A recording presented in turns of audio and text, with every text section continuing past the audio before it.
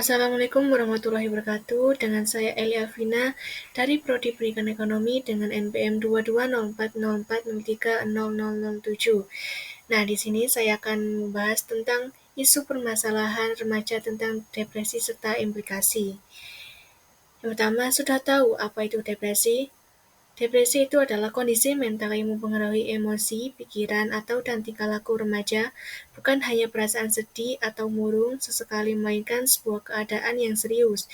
Tanda-tanda depresi pada remaja bisa berlangsung selama beberapa minggu hingga berbulan-bulan, berdampak mereka dengan menjalani kehidupan sehari-harinya dan kemampuan mereka dalam melakukan aktivitas rutinnya.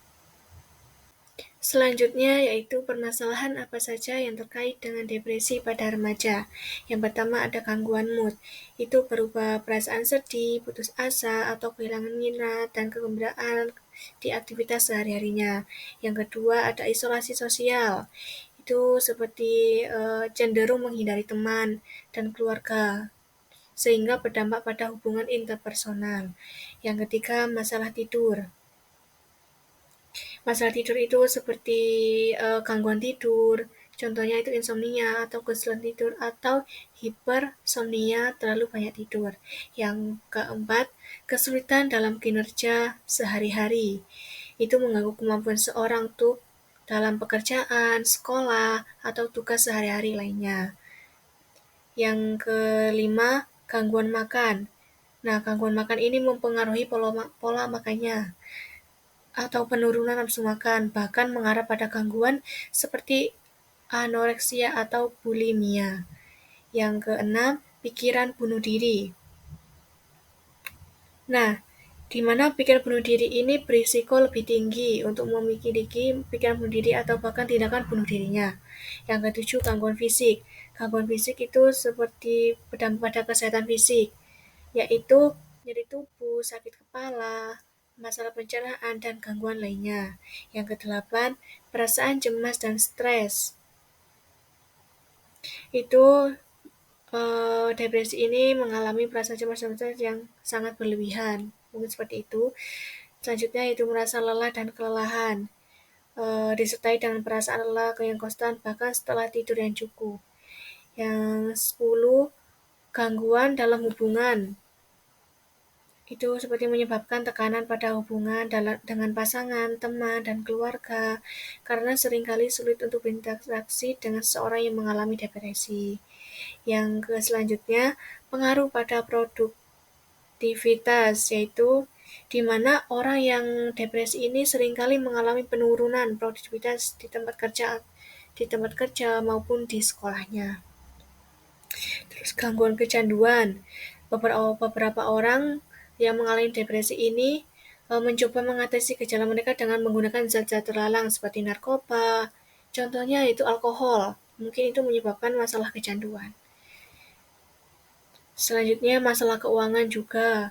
Itu untuk pengobatan, perawatan depresi itu kan mahal, dan ini menyebabkan masalah keuangan bagi banyak individu dan keluarga. Mungkin seperti itu tentang permasalahan apa saja yang terkait dengan depresi pada remaja. Implikasi dalam pendidikan. Nah, di mana remaja yang mengalami depresi ini bisa menghadapi sejumlah dampak penting dalam aspek pendidikan mereka. Dan untuk depresi ini merupakan gangguan mental yang serius yang berpotensi mempengaruhi kemampuan mereka untuk berpartisipasi dalam kegiatan sehari-harinya, terutama di lingkungan sekolah, mungkin itu. Dan untuk beberapa implikasi dari sisi pendidikan bagi remaja itu yang mengalami depresi seperti absensi dan tingkat ketidakhadiran yang tinggi, itu mengalami depresi seringkali memiliki tingkat absensi yang tinggi di sekolah karena mereka kayak merasa kesulitan untuk bangun pagi atau terlalu lelah untuk menghadiri pelajaran yang sekiranya mengganggu perkembangan akademis mereka. Selanjutnya yaitu penurunan kinerja akademis.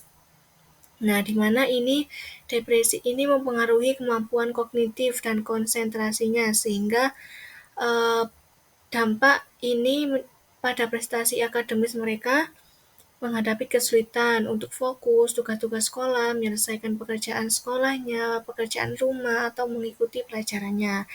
Yang ketiga, keterlambatan dalam mencapai tujuan pendidikan. Nah, untuk depresi ini dapat menghambat kemajuan akademis remaja dan menyebabkan keterlambatan dan mencapai tujuan pendidikan mereka. Dapat memiliki implikasi jangka panjang pada karir dan kehidupan mereka. Selanjutnya yaitu kesulitan dalam interaksi sosial. Untuk remaja yang mengalami depresi ini mungkin menghadapi kesulitan dalam berinteraksi dengan teman, sekelas, maupun guru. Kayak mereka itu merasa kayak terisolasi, cemas, atau marah yang dapat mempengaruhi hubungan sosial mereka. Selanjutnya, perilaku berisiko. Di mana remaja ini mengalami depresi yang terlibat dalam perilaku beresiko seperti penggunaan narkoba atau alkohol, keinginan untuk bunuh diri, atau perilaku berbahaya yang lainnya. Hal ini bisa berdampak negatif pada pengalaman sekolah mereka. Selanjutnya yaitu gangguan tidur. Depresi seringkali menyebabkan gangguan tidur seperti insomnia atau tidur berlebihan. Ini dapat mempengaruhi tingkat kewaspadaan di kelas maupun untuk belajar dengan baik. Selanjutnya kehilangan minat dalam aktivitas sekolah. Remaja yang mengalami depresi mungkin kehilangan minat pada kegiatan sekolah seperti klub, olahraga, atau ekskul. Mereka mungkin merasa apatis dan kehilangan motivasi. Itu penjelasan dari implikasi depresi dalam pendidikan. Jadi, untuk mengatasi implikasi pendidikan ini, penting untuk memberikan dukungan dan bantuan kepada remaja yang mengalami depresi. Ini dapat mencakup terapi kognitif perilaku, dukungan emosional, dan perencanaan pendidikan yang sesuai.